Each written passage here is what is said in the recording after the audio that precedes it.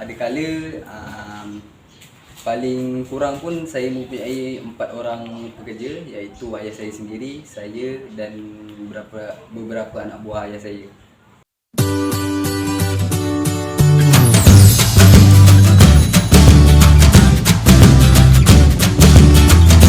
Wabarakatuh.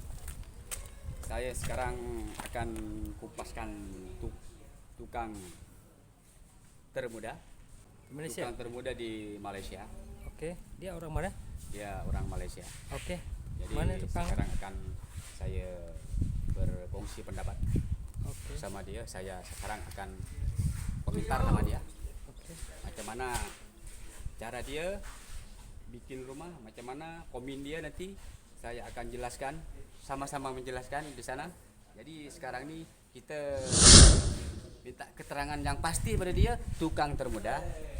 Jadi sekarang ni kita akan jumpa dia sekarang. Okey? Ayo ikut saya. Ya, Assalamualaikum warahmatullahi wabarakatuh. Saya akan jelaskan. Ini mau bertemu juga sama itu tukang termuda di Malaysia. Jadi saya ingin saling bagi pendapat. Kita macam mana engkau jadi tukang, ayo kita sama-sama jelaskan itu tukang daripada awal sampai akhir. Jadi aku minta korespon dengan saya. Ya, macam mana kau first buat rumah, boleh engkau panggil tukang termuda dan terpandai. Jadi saya nak engkau komen macam mana engkau cara membina rumah, banyak-banyak rumah kau boleh bina, boleh cun, boleh cantik, orang percaya dengan engkau. Boleh engkau respon sama saya? Okey. Assalamualaikum warahmatullahi wabarakatuh. Saya bernama Ahmad Muzamil bin Salimu. Saya berumur 17 tahun dan saya masih bersekolah di sekolah menengah Kolej Vocasional Melaka Tengah. Okay. Pada awalnya saya mula mengikuti kerja bangunan ini semenjak umur 9 tahun, iaitu mengikuti ayah saya sendiri. Ayah saya juga merupakan seorang pengesap perumahan di daerah kawasan Melaka lah. Okey. Sejujurnya saya mula-mula ikut hanya ingin macam mengisi masa lapang supaya tidak untuk mengisi masa lapang masa kecil-kecil lah. Jadi dari masa ke masa ayah saya mengajar saya sedikit sebanyak tentang awal-awal kerja bangunan, dan mulai dari situlah terdetik minat saya dalam kerja bangunan ini. Jadi sekarang engkau kira mengadjust masanya, jadi masih sekolah lagi? Ya, saya masih sekolah lagi. Kalau masa sekolah, saya sekolah.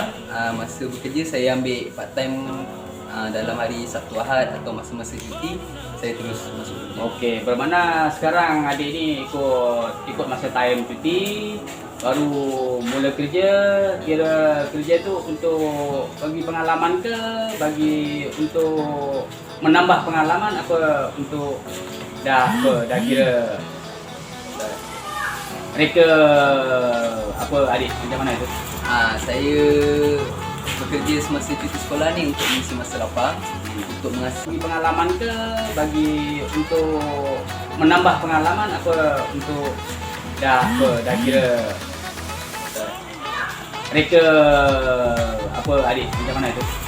Saya bekerja semasa cuti sekolah ni untuk mengisi masa lapang, untuk mengasah bakat saya supaya menjadi lebih terbaik lah. Oh, lebih terbaik ya pengalaman je. Menambah pengalaman. lebih pandai lah. Ya. Okey dik, saya nak tanya lagi sekarang. Okey, adik semenjak ikut orang tua berapa lama? Apa dan berapa banyak ni pengetahuan adik, pengalaman adik buat rumah? Saya semenjak ikut ayah mula di rumah sendiri, dan saya mula ikut di luar, projek luar ayah sendiri umur 9 tahun. Dan saya dari situlah saya bekerja sebagai seorang kongsi kom membancu simen, menolong-nolong angkat batu apa semua. Yeah. Dan dari masa ke semasa saya diajar untuk mengikat bata dan memberi pendahan, oleh ayah saya sendiri. Jika mulai kerja bangunan ikut siapa?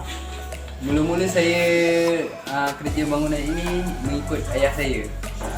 Semenjak umur saya awal muda lah, 9 tahun. Saya ikut dia pada time cuti juga, time sekolah dan time saya free. Okay. Bagaimana Musamil boleh kerja bangunan walaupun masih muda? Saya kerja bangunan ni satu ikut minat, satu ingin mempunyai kewangan sendiri untuk membantu keluarga sedikit sebanyak. Lepas tu saya ingin menggapai cita-cita saya sebagai seorang kontraktor di masa akan datang. Okey. Dari umur berapa Musamil jadi tukang bangunan atau umur berapa Musamil boleh borong kerja sendiri? Dari pada usia saya 12 tahun, saya sedikit sebanyak sudah boleh ikat batu, plaster. Dan pada umur 14 tahun, saya alhamdulillah saya masih di bawah penguasaan ayah dan saya menjalankan projek ayah sendiri.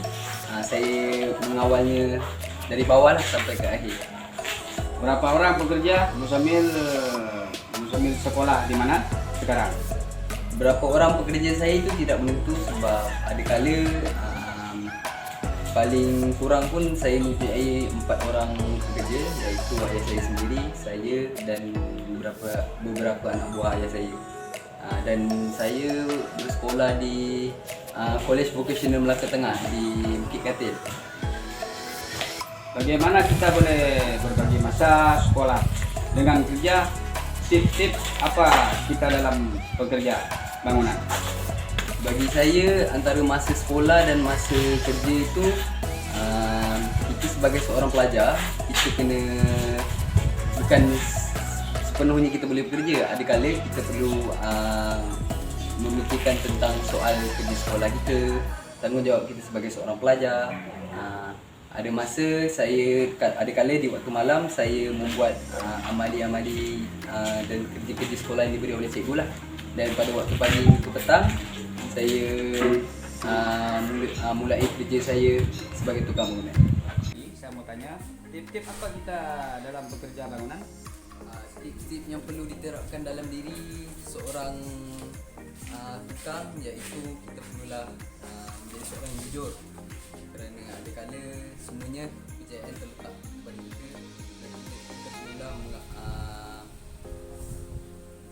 perlulah membuat sesebuah bangunan yang kita dapat tu dengan penuh teliti, dengan penuh ikut spesifikasi yang betul lah, supaya tidak ada sebarang kerosakan yang tidak diingini berlaku seperti retak dan bangunan yang tidak selamat.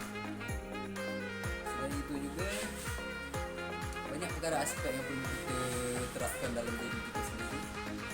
Kadang-kadang kita perlulah sebagai tukang kita perlulah mahir dalam membuat sesuatu bangunan itu supaya ketepatan dan ketelitian yang diingini tuan rumah dapat dipenuhi.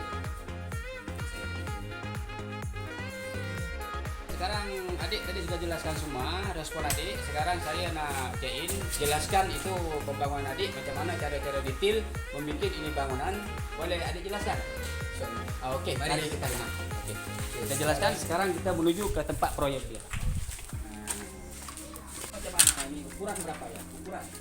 Buat ini buat rumah ni ukuran dia berapa Ukuran mengikut standard spesifikasi bangunan iaitu ketinggian 10 kaki tinggi dan ukuran lebar dan panjang keluasan yang sedang direnovasi iaitu 10 kali 50 kaki.